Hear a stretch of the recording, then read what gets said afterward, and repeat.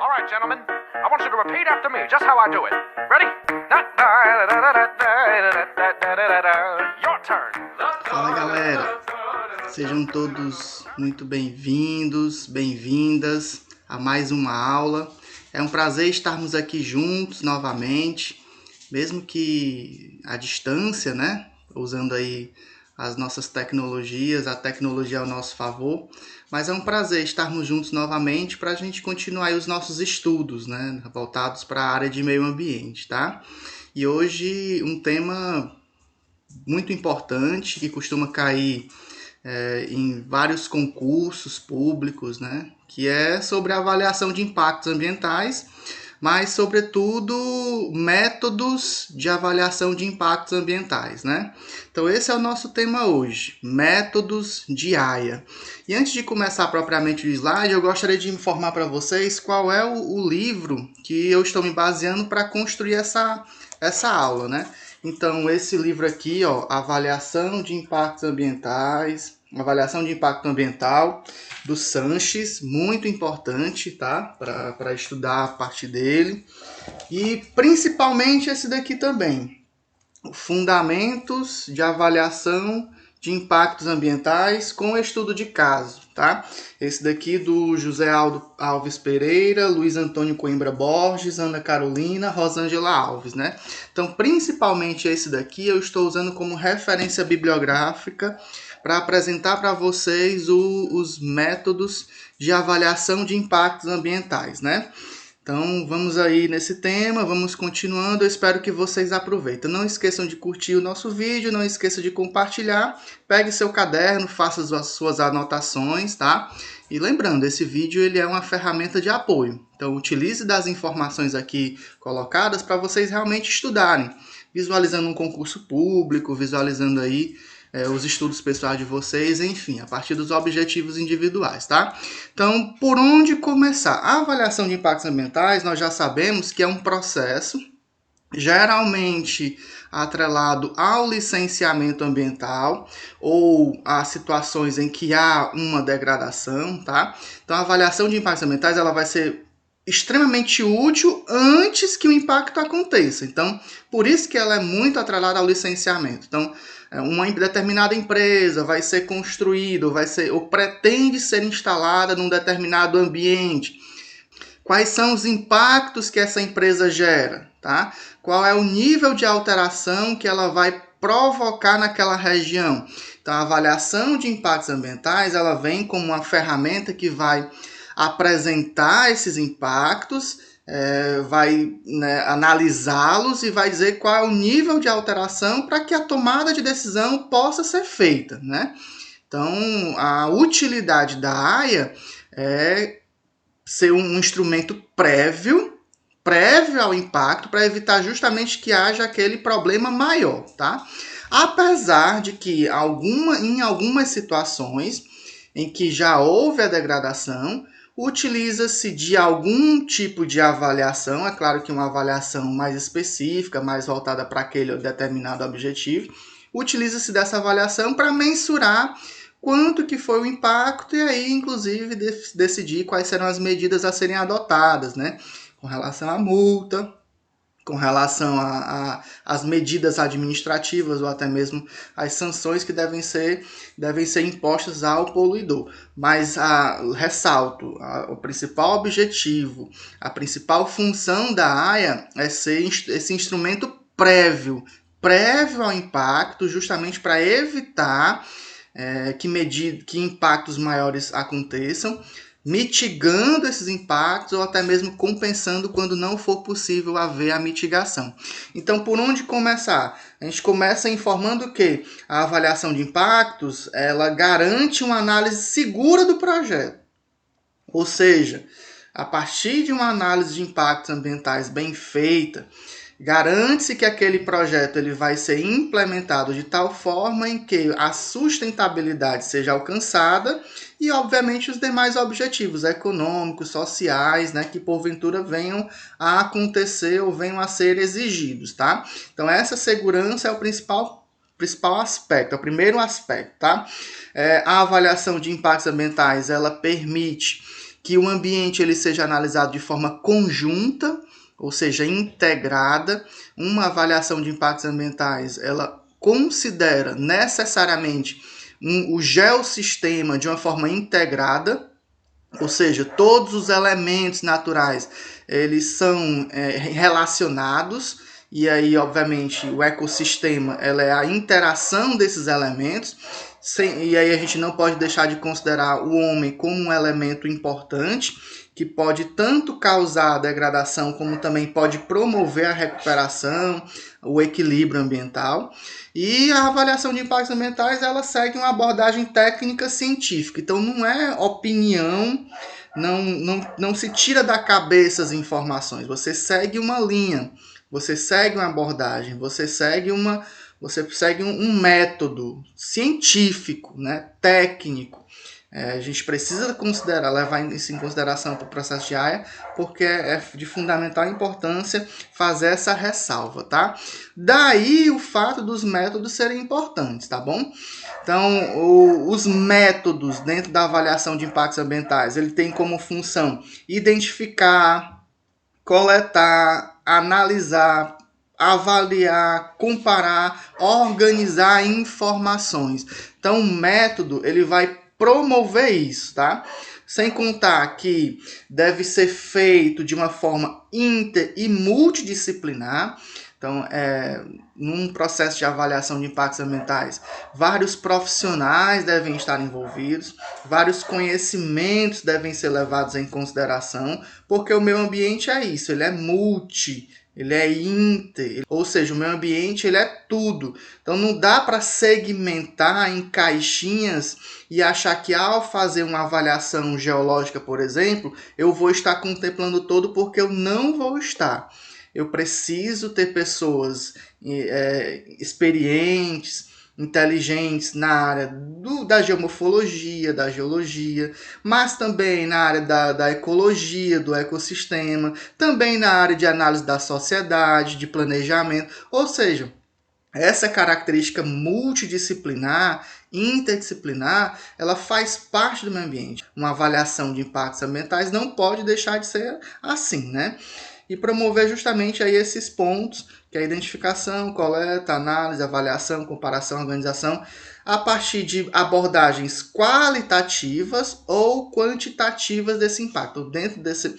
Dependendo do método que eu escolher, eu posso ter um método que vai priorizar mais a descrição qualitativa, ou eu posso ter um método que vai utilizar de ferramentas matemáticas para fazer os prognósticos, né? Qual deles eu vou usar vai depender do meu objetivo, vai depender das minhas intenções, vai depender do meu orçamento, vai depender do tempo que eu tenho à disposição, mas para o profissional dessa área, é de suma importância conhecer todas as possibilidades para, quando for necessário utilizar uma ou outra, poder colocar em prática sem que haja nenhum tipo de problema, né? Os eixos de uma avaliação de impactos ambientais, e a gente leva em consideração a informação dada pela Resolução CONAMA 001/86, então os eixos de um processo de AIA são 3, basicamente, né? Identificar os impactos. Então, quais são esses impactos? É uma contaminação do solo? É um desmatamento? É um processo erosivo? É uma, sei lá, perda de permeabilidade? Né? Enfim, é um impacto sobre a fauna. Então, é identificar, esse é o primeiro eixo. Segundo, prever a magnitude, ou seja, esse impacto ele vai gerar qual tipo de efeito? Esse efeito ele vai ser um efeito pequeno? Vai ser um efeito médio? Qual é a magnitude disso? Ele vai ser sentido por quanto tempo? Ele vai afetar quais comunidades bióticas? Isso é a magnitude. Desmatar uma área de 1 hectare é completamente diferente de desmatar uma área de 100 hectares. Em ambas as situações eu vou ter o impacto ambiental, só que a magnitude vai ser diferente, né? Então, se eu tenho um terreno de 6 por 12 vegetado, eu quero cortar as árvores desse terreno, eu vou gerar impactos, mas obviamente um impacto significativamente menor do que um mesmo cenário parecido de desmatamento, mas num terreno que vai ter 10, 15 hectares, né? Então, a magnitude vai ser diferente nesse sentido. E o terceiro eixo, a questão da interpretação da importância. Então, a partir da identificação dos impactos e dos componentes que serão afetados e da identificação da magnitude, eu vou poder chegar numa conclusão de qual a importância daquele impacto. Para isso, o método ele vai ser extremamente importante, crucial, porque se eu escolho o método errado, eu não vou conseguir interpretar da forma correta essa importância. Ao contrário, né? Se eu escolho o método correto, o meu trabalho vai ser facilitado e o processo de AIA vai sair com uma qualidade muito maior, né? Antes da gente entrar propriamente nos tipos de métodos principais utilizados hoje no Brasil, eu quero fazer essa ressalva. Não existe método que se aplique a todo e qualquer estudo. Não existe. Ítalo, qual é o método que vai, nesse caso, abordar tudo, vai ser o mais completo? Gente, não existe, né? Cada método ele tem a sua vantagem e sua desvantagem. Ele vai ser aplicado a um determinado eixo de uma forma mais favorável, para outras situações já não vai ser tanto. Então não existe o método suprassumo, não existe isso. Eu vou escolher o método conforme os objetivos que eu tenho, conforme a minha realidade, né? Da mesma forma como nenhum método atende todas as etapas. Num processo de avaliação de impactos ambientais, eu posso, por exemplo, começar utilizando um método e depois seguir para outro, como uma forma de complementaridade, né? Um complementando o outro, e aí eu vou ter um estudo mais completo nesse sentido, tá? Todos eles apresentam potencialidades e limitações. Nosso papel é conhecê-los e, no momento em que for necessário utilizar um ou outro, saber escolher da forma correta, tá? Existem duas formas comuns de classificar os métodos relacionados à avaliação de impactos ambientais. A primeira forma é classificá-los com relação a categorias. Eu posso diferenciar os métodos em duas categorias. Na primeira categoria, aqueles métodos que estão mais voltados ou que têm como objetivo principal a identificação e a sintetização dos impactos. Quais são eles? Listagem de controle, matrizes de interação, diagrama de sistemas, métodos cartográficos, redes de interação e o método ad hoc. Todos esses são exemplos de métodos que estão aí nessa primeira categoria, que está mais voltada para a identificação e sintetização dos impactos.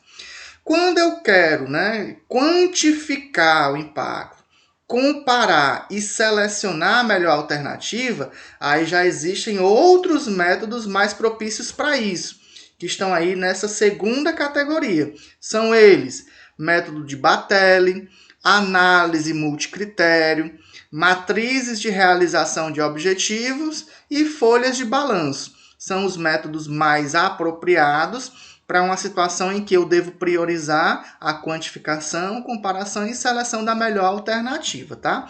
A segunda forma de classificação desses métodos está relacionada à abordagem que ele vai utilizar, tá? Existem duas abordagens recorrentes no Brasil, né? Duas abordagens que a gente utiliza muito.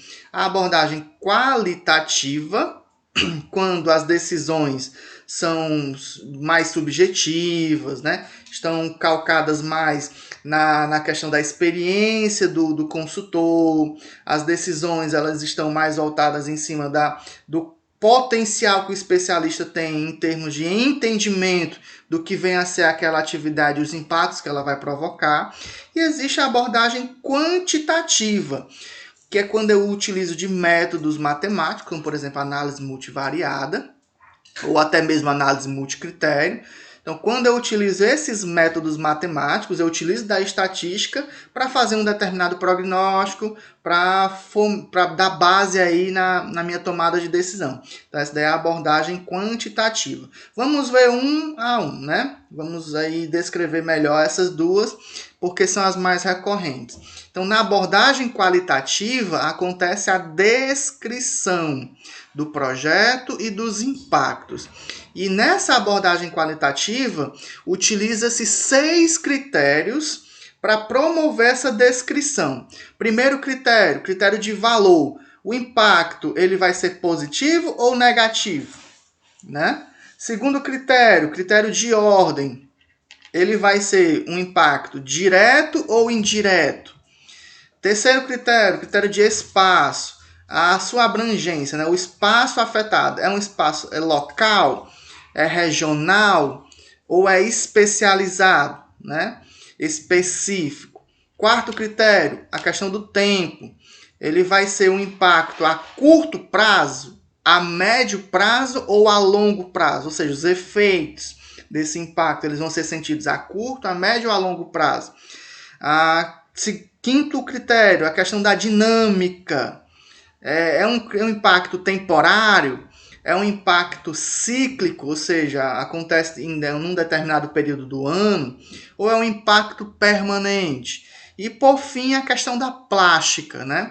Se é um impacto reversível ou irreversível. Quem vai determinar essas características, né, em cima desses critérios, é o analista, é o consultor. Por isso que é uma abordagem qualitativa, ou seja, o consultor, o analista, tomando como base a sua experiência, tomando como base o seu entendimento do assunto, ele vai classificar, vai direcionar, vai descrever os impactos em cima desses 6 critérios. Para isso, ele pode utilizar de ferramentas textuais ou até mesmo tabelas, gráficos e assim vai, tá? A outra abordagem, que é a abordagem quantitativa, nesse caso, atribui-se um valor, ou seja, você utiliza de números, de matemática, de estatística. Utiliza-se de um tratamento matemático, que esse tratamento matemático vai fornecer um índice de impacto, e a partir desse resultado, desse número que eu consigo chegar no final, eu vou definir se aquele impacto ele foi abrangente ou não. A magnitude daquele impacto foi grande ou pequena, né? Então, como é que eu vou tratar essa análise? Eu vou utilizar de dados. Esses dados eles serão trabalhados matematicamente. No final, eu vou ter um número, eu vou ter um resultado, e dependendo desse resultado, a magnitude desse impacto vai ser definido, se vai ser de magnitude ampla ou de magnitude mais restrita, né? Se esse impacto vai ser mais amplo ou mais restrito a partir dos resultados matemáticos, tá bom? Hoje, com relação a essa abordagem qualitativa, né? Quantitativa, perdão, com relação a essa abordagem quantitativa, os métodos mais utilizados são o método de Batelli, que nos fornece no final um índice de qualidade ambiental com ponderação entre 0 e 1. Quanto mais próximo de 1, melhor o cenário. Quanto mais próximo de 0, pior o cenário. E o método de Soldenheim, né? Que leva em consideração a opinião da sociedade, ou seja, a opinião da sociedade entra aí como um atributo, como uma variável do cálculo, tá bom? Vamos agora apresentar os principais métodos, os métodos mais utilizados no Brasil, aqueles que estão mais recorrentes nos estudos, nas avaliações de impactos ambientais no Brasil, tá? Primeiro deles, método ADOC. É um método muito simples e muito basilar também, né? É um método muito inicial. Por quê? Como é que esse método funciona? É uma reunião entre especialistas, né? Ou seja, você tem aí a equipe multidisciplinar, que faz parte ali da equipe de consultores que vai produzir a avaliação de impactos ambientais, e essa equipe multidisciplinar ela se reúne e conversa sobre o projeto e como o projeto vai impactar. É um brainstorming, né? Ou seja, uma tempestade de ideias.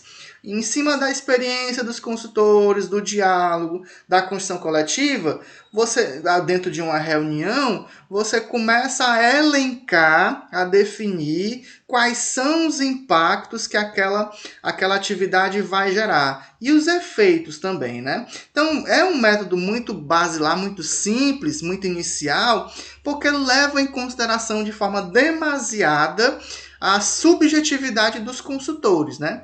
Por isso que é um método que é importante, o que pode ser usado mais no começo do processo, ou seja, a reunião de abertura, né? Ou então a primeira reunião entre os especialistas para definir ou para traçar pelo menos aí qual vai ser o caminho a ser seguido, a ser trilhado. Então, é um método que pode ser utilizado mais nessas fases iniciais, porque a partir dessa conversa, a partir desse brainstorming, você tem aí a chuva de ideias ou a chuva de impactos possíveis que podem estar associados à implantação daquele projeto e, obviamente, precisa ser considerado na avaliação de impactos ambientais, tá? Em virtude disso, não é suficiente para a tomada de decisão. Ele é importante para uma etapa inicial, né? Uma primeira reunião, uma reunião de abertura, mas utilizar esse método como único e exclusivo para no final apontar ou não a viabilidade do empreendimento seria um erro muito complicado, inclusive, tá? Ele não é suficiente, porque ele leva em consideração de forma demasiada a subjetividade, a experiência e a opinião dos profissionais, dos consultores, tá? Justamente por essa técnica aí levar em consideração a questão do brainstorm, tá?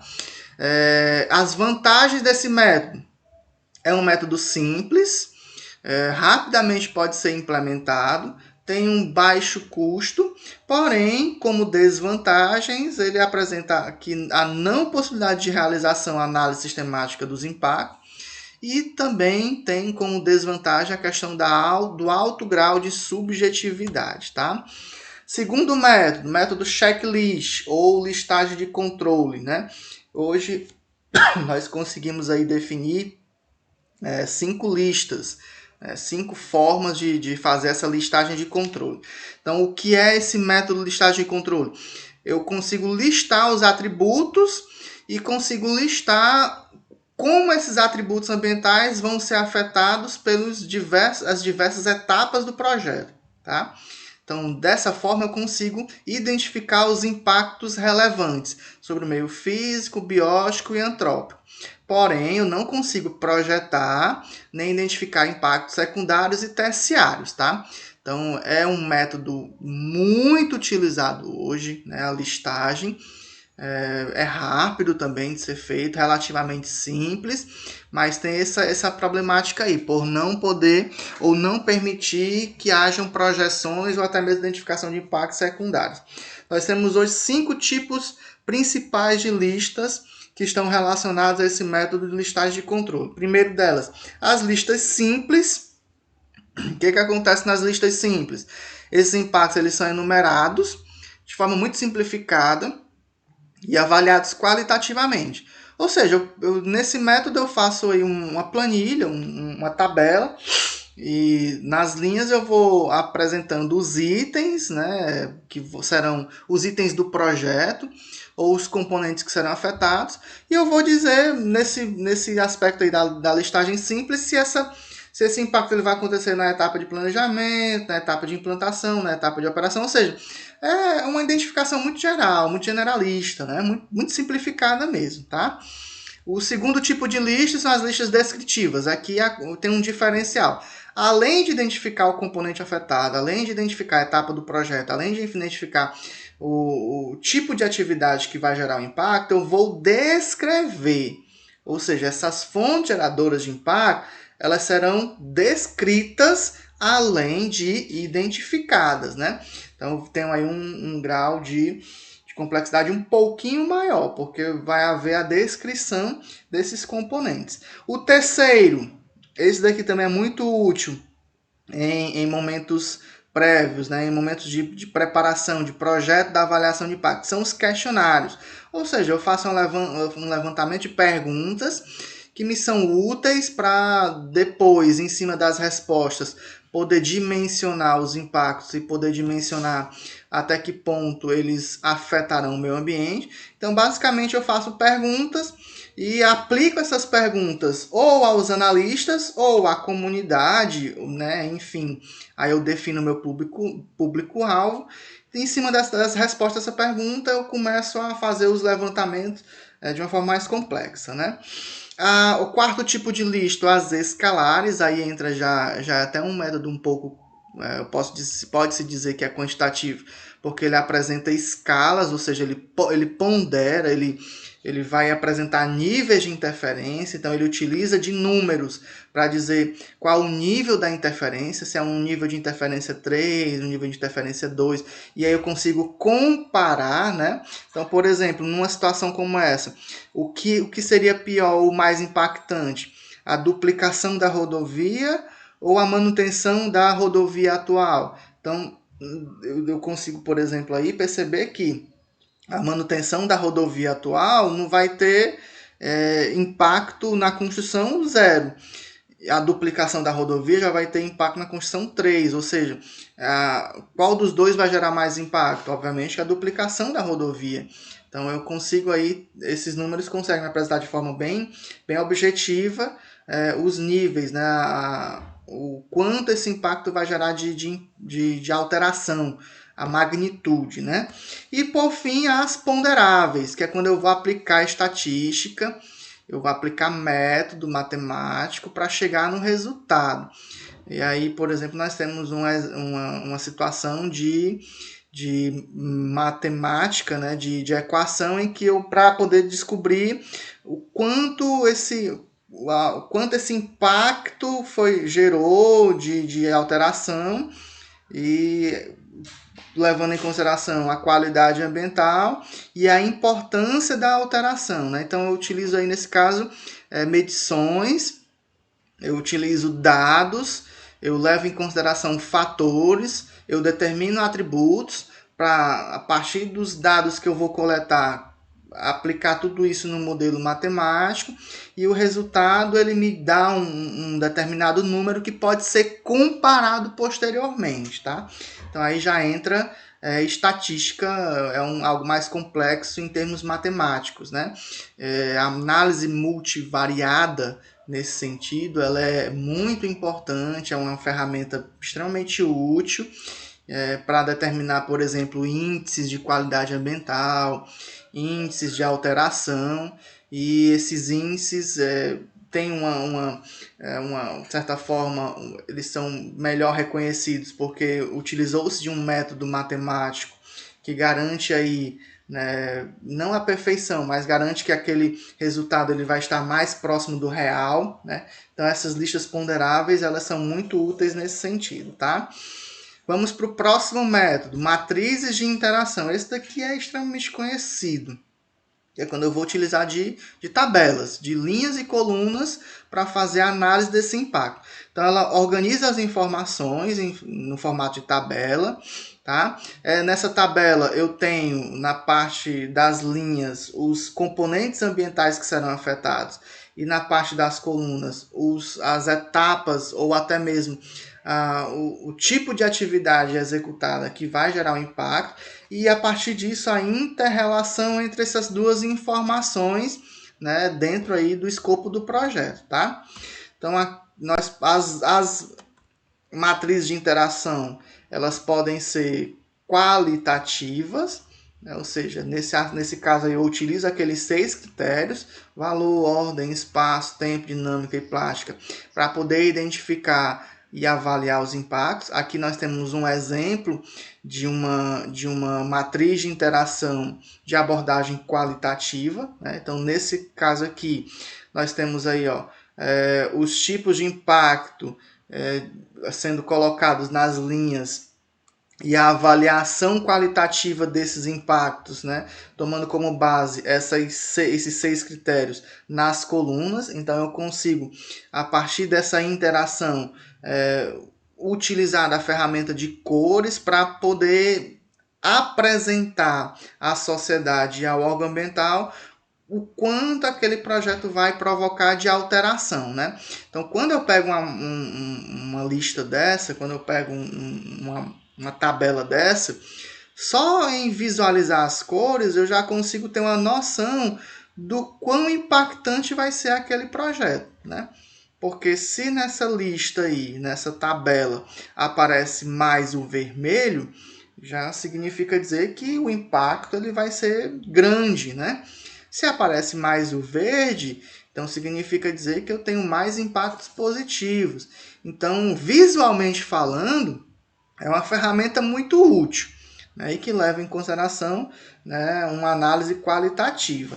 Mas também pode ser de abordagem quantitativa, quando eu vou aí, obviamente, utilizar de números para chegar na magnitude daquele impacto.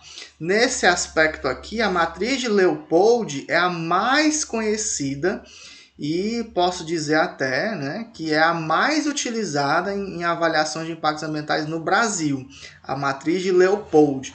O que é que a matriz de Leopold diz? Como é que é esse método? Como é que ela trabalha? Na matriz de Leopold, eu tenho 100 colunas relacionadas a ações antrópicas que o projeto pode gerar ou vai gerar. E nas linhas eu tenho 88 linhas que resumem aí os componentes ambientais que possivelmente serão afetados por essas ações antrópicas, né? Então, na matriz de Leopold, essa inter-relação se dá entre o componente ambiental e o componente que vai ser afetado. Perdão, o componente humano, a ação antrópica, e o componente ambiental que vai ser afetado. Quando eu cruzo essas duas informações, eu determino ou eu apresento um número, e aí pode ser até um número arbitrariamente definido, ou seja, o consultor é quem diz, né, a partir da sua experiência e do quanto ele entende daquele assunto. Então, quando eu cruzo aquele componente antrópico, aquele componente ambiental, eu digo o nível de alteração que vai ser provocada, né? Então, vamos lá. Por exemplo, uma terraplanagem é um componente antrópico, né?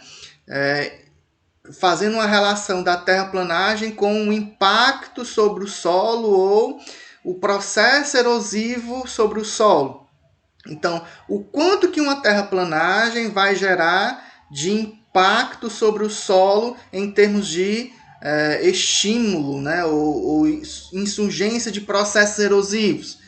A gente sabe que uma terraplanagem ela vai afetar significativamente o solo. Então, nessa interação aí, eu sei que eu preciso definir medidas mitigadoras no processo de terraplanagem para que o solo não seja severamente modificado ou severamente impactado. Então, esse tipo de informação, a matriz de Leopold me permite ter.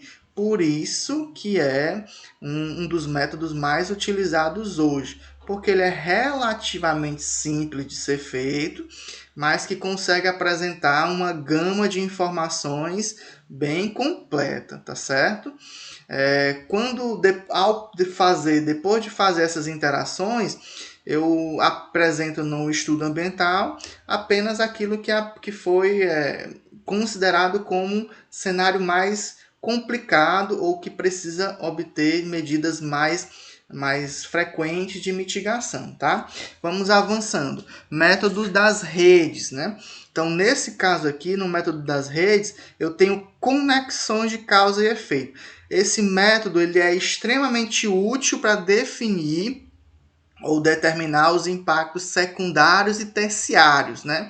Ou seja, ele não fica apenas nos impactos primários, porque entende-se que há uma integração, uma inter-relação, né?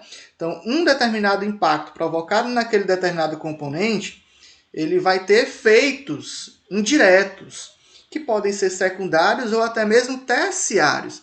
Então, como identificar esses efeitos? Para isso, o método das redes está aí.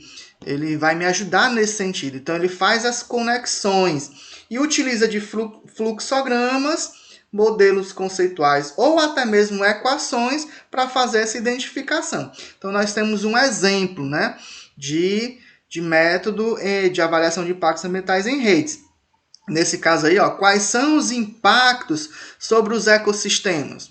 Quais são os impactos primários? que vão estar nesse círculo mais próximo do centro, né? No círculo mais externo, quais são os impactos secundários? No ciclo mais externo ainda, mais para fora, quais são os impactos terciários? Então, eu consigo fazer essas conexões e perceber os efeitos, até mesmo a longas distâncias, que aquele empreendimento pode gerar naquele cenário, ou no cenário em que ele vai ser instalado, tá bom?